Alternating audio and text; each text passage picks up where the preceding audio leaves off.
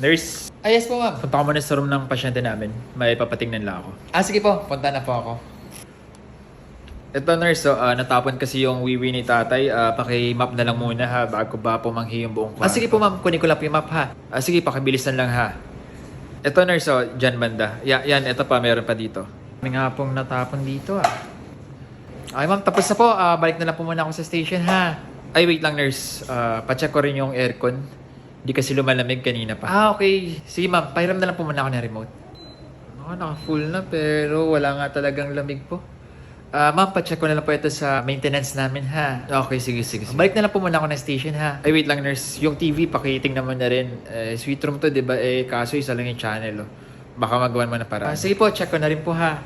Wala nga ito. Isang channel lang talaga to. Di bali, ma'am. Ipapacheck ko na lang po ito sa maintenance din, ha. Sige, pa-report na lang agad Balik na lang po ako, ha. Ay, saglit nurse. Last na lang.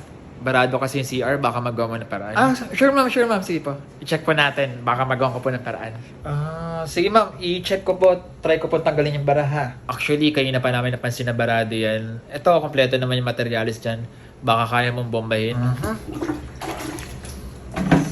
Ma'am, successful po. Natanggal na yung bara. Nurse, tatawagin lang kita ulit pag nagka-problema ha. Sure, ma'am. Tawagin niyo na po ako ulit pag may problema. Salamat po. Sige, salamat.